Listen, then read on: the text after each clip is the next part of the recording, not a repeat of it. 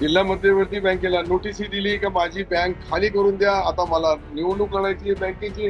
त्यांनी सांगितलं शेतकऱ्यांचे कर्ज वाटप चालू आहे, शेतकऱ्याची कर्जमाफी चालू आहे. अशा परिस्थितीमध्ये एकदम खाली करता येणार नाही. तो नियम 57 त्यांनी जे दाखवला, नियम 57 मध्ये अशी कुठेही प्रोव्हिजन नाहीये. ज्या वेळेस मी सदस्य झाल्यानंतर त्याचा काही बेनिफिट घेत असेल त्या बँकेचा, तर मला मग त्या 57 नियम लागतात. एक लक्षात घ्या, पक्षाच्या बाबतीत आमची दोघांची मतं एक आहे, मन एक आहे. पक्ष आमचा शिवसेना आहे, निशाणी धनुष्यबाण आहे, नेते एकनाथ शिंदे.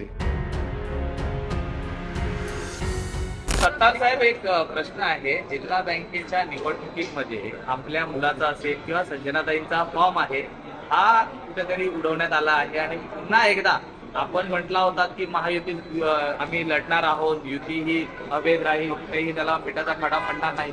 मात्र आता जो फॉर्म बाजूला काढण्यात आलेला आहे, पुन्हा एकदा आपली ती नाराजी असणार आहे का आणि त्याला आपण नंतर कुणाकडे त्या संदर्भात तक्रार करणार आहात? नाही, मी मुंबईला आल्यानंतर मला ते समजलं आणि DDR साहेबांनी जो तो रद्द केला त्याची कारणं पाहिली तर माझ्या मुलाचा त्यांनी जे रद्द केला त्यांनी सांगितलं का तुम्ही तुमची इमारत जिल्हा मध्यवर्ती बँकेला भाड्याने दिलेली. ज्या वेळेस तो सदस्य नव्हता त्यांनी जिल्हा मध्यवर्ती बँकेला भाड्याने दिली. जिल्हा मध्यवर्ती बँकेला नोटीस दिली का माझी बँक खाली करून द्या, आता मला निवडणूक लढायची बँकेची. त्यांनी सांगितलं शेतकऱ्यांचे कर्ज वाटप चालू आहे, शेतकऱ्याची कर्जमाफी चालू आहे. अशा परिस्थितीमध्ये एकदम खाली करता येणार नाही. परंतु तो जो नियम 57 त्यांनी जे दाखवला, नियम 57 मध्ये अशी कुठेही प्रोव्हिजन नाहीये. ज्या वेळेस मी सदस्य झाल्यानंतर त्याचा काही बेनिफिट घेत असेल त्या बँकेचा, तर मला मग त्या 57 नियम लागतो. परंतु आता शेवटी राजकारण आहे, राजकारणामध्ये यामागे देखील मोठं राजकारण घडलेलं आहे. राजकारण आपण उघडपणे भाजप विरोधात घेतलेली भूमिका होती, त्याच्यामुळे या सगळ्या गोष्टी घडल्यात का? जोपर्यंत मी याची पूर्ण शहानिशा करणार नाही तोपर्यंत हे सर्व, आणि ते काय अंतिम निर्णय नाहीये ना.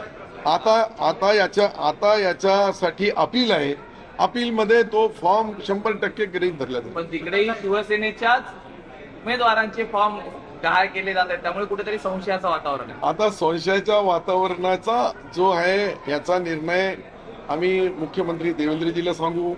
आम्ही तोच निर्णय एकनाथ शिंदे साहेबांना सांगू. आणि देवेंद्रजी ऍडव्होकेट आहे, ते वकील आहे, त्यांना 2 मिनिटात हा मुद्दा समजला का ते त्याच्यामधला पण हेच सांगण्यासाठी मागच्याच आठवड्यात आपण एकनाथ शिंदेची भेट घेतली, देवेंद्रजींची भेट घेतली, पण तरी सुद्धा हेच प्रकार पुन्हा पुन्हा होत आहेत. आता याच्यामध्ये मूळ मला असं वाटतं का याचा मधला गाभा जो आहे तपासल्या जाणार नाही. का कोणी केलं, का करायला लावलं, का झालं, हे सर्व जोपर्यंत पाहत नाही तोपर्यंत बोलणं उचित होणार नाही. आणि मी आताच जसं 11:30ला मला माहीत पडलं, तर 11:30ला माहीत पडलं, त्याची मी पूर्ण शहानिशा केली. त्यांनी सांगितलं की यांनी बिल्डिंग त्याची भाड्याने दिलेली आहे म्हणून हे बँकामध्ये पुढे आले, तर ते आता काय बँक घेणार का बँकेचे खाली करणार, आता काही तो मुद्दाच मला म्हणजे मला तर हसूच येतं अशा मुद्द्यावर. ते काय बोलावं त्याच्यामध्ये.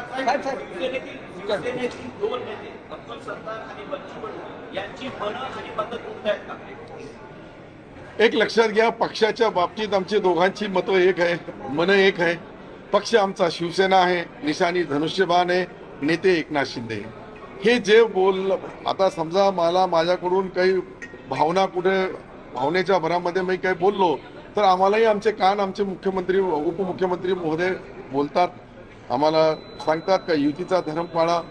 आता हे सर्व झाल्यानंतर युतीच्या धर्मामध्ये युती याला आहे का जबाबदार, हे बघितल्याशिवाय आम्ही बोलणार नाही. राहिला प्रश्न ते जे बोलले बच्चू कडू, त्यांच्या नेत्याला माझ्या नेत्याला मुख्यमंत्री व्हायचं असं तर कोण नाही बोलला असं.